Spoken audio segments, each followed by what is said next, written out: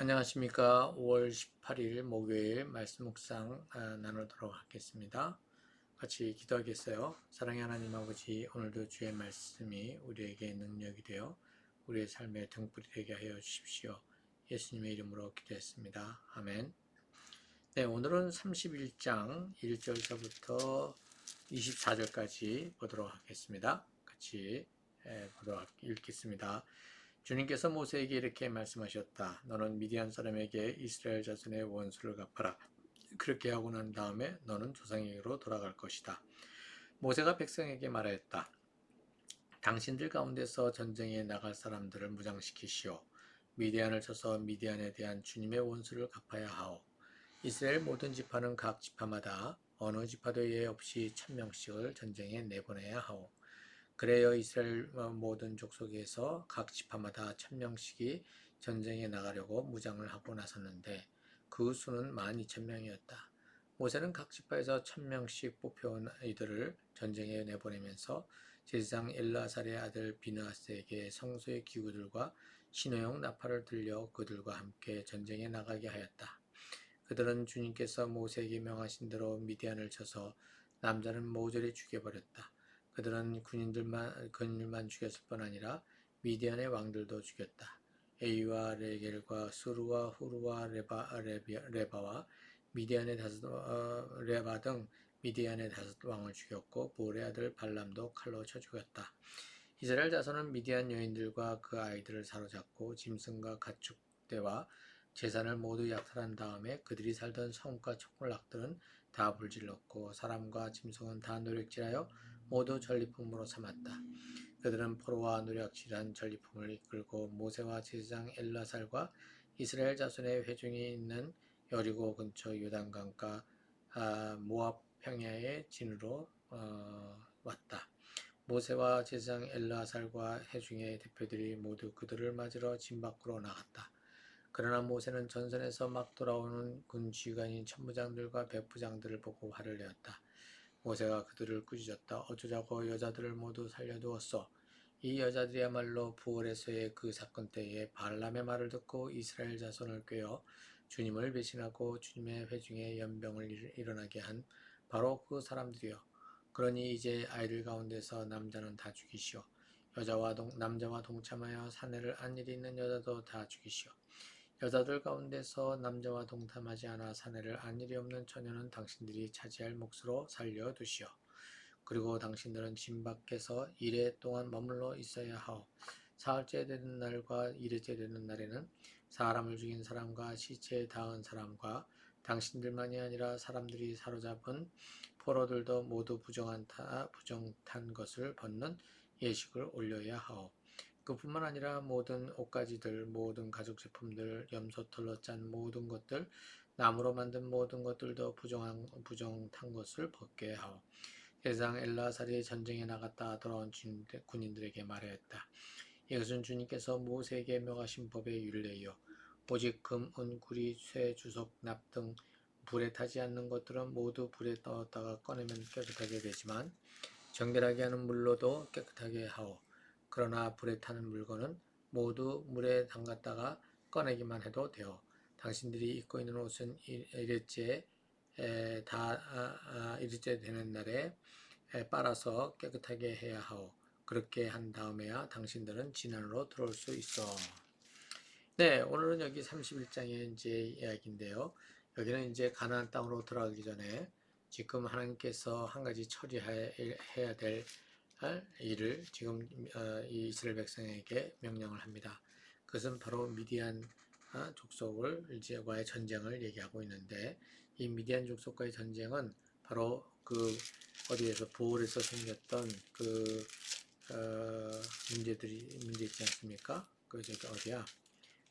저기 시딤에 머물러 있는 동안에 그 모압 여인들과 이제 그 간음을 하게 되고 그들의 신을 섬기게 되는 그러한 이제 내용들이 되겠어요.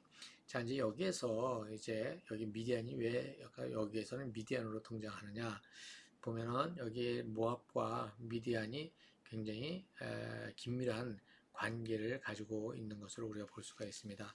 특히나 이제 미디안은 미디안은 이제 이렇게 그 창세기에서도 보면은 이거 미디안 상단들이 있지 않았습니까?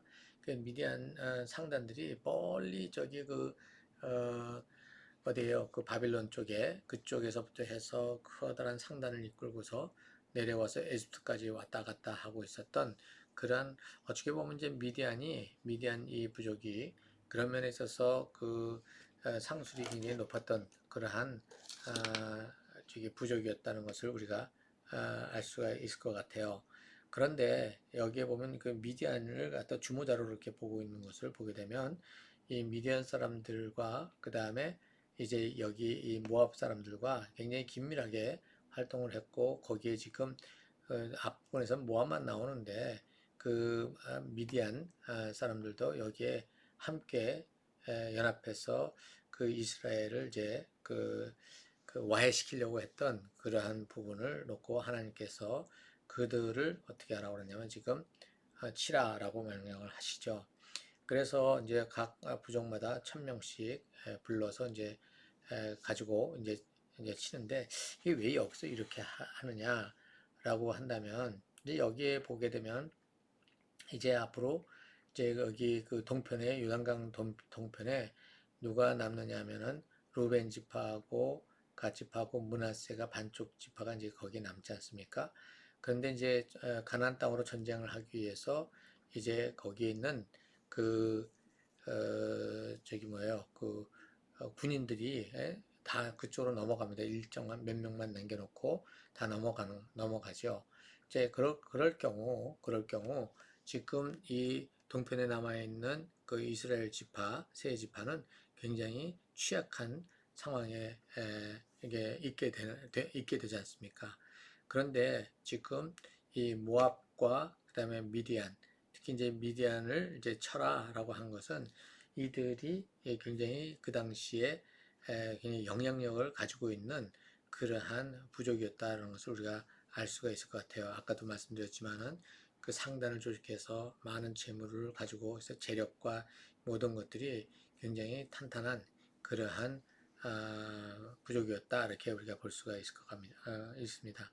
그래서 이 부족을 먼저 가기 전에 정리하고 그 다음에 가나안 땅으로 들어가는 그렇게 들어가서 이제 전쟁을 치룰 때에 정복 전쟁을 치룰 때에 나머지 남아 있는 여기 지금 세 지파는 이렇게 취약한 상태가 아니라 어느 정도 지금 이제 그 자기들이 디펜스를 할 수 있는 방어를 할 수 있는 그러한 상태로 남겨주기 위해서 이쪽에 있는 미디안 군대를 갖다가 치라고 그렇게 하신 거죠.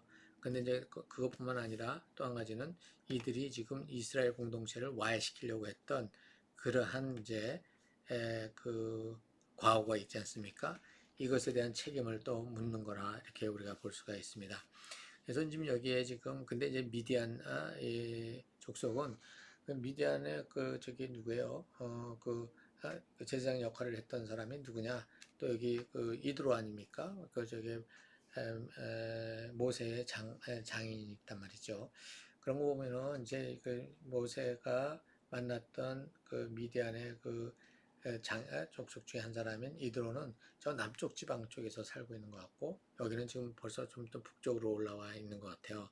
그래서 이 미디안 족속이 굉장히 넓게 분포돼서 지금 상업 활동을 갖다가 굉장히 많이 하고 있는 그러한 부족이다라고 우리가 얘기를 할 수가 있을 것 같습니다.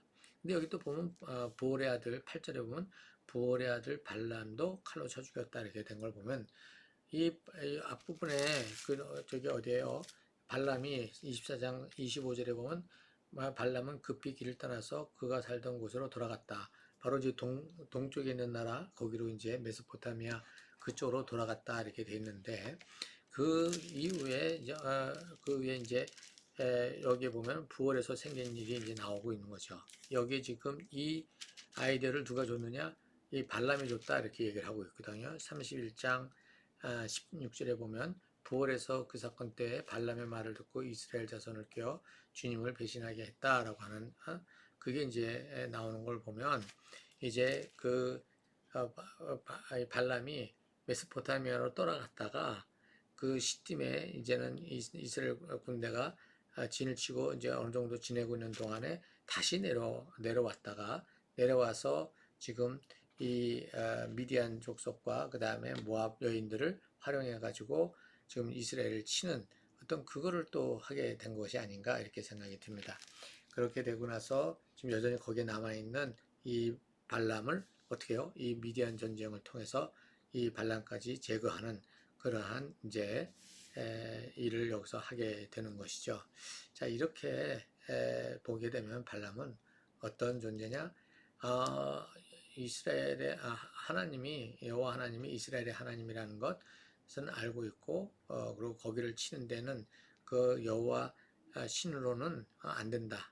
그 저주를 가서는 안 된다는 것을 생각하고서 그 다음에 그거로는 안 된다라고 지금 얘기를 했지만 다른 방법 그것은 결국은 이제 여자를 통해서 이제 이렇게 하는 방법을 갖다가 이제 돌려서 이제 하게 된 것이죠. 이것이 이스라엘을 공동체를 와해시키는 아주 치명적인 것이 돼가지고 그때 24,000명이 죽었단 말이죠. 이것에 대한 책임을 하나님께서 또 물으시는데 거기에 마침 와 있었던 누구예요? 발람을 치게 하는 것이죠. 어쩌면 여기에 발람이 여기에 와 있었기 때문에 하나님께서 이 발람을 어떻게 징계하시기 위한 목적으로 지금 이 미디안 전쟁을 일으켰는지도 모르겠습니다. 왜? 그는 하나님을 알고 그 명령을 들어서 어떻게 해요? 이스라엘을 무섭게 여겨야 되는데 그가 또 무엇 때문에 이 돈 때문에 어떻게 해요? 이제 다른 짓을 또 해버렸다는 것. 이게 이제 하나님께서 그에게 대한 하나의 응징이 아니었을까 이렇게 생각이 듭니다.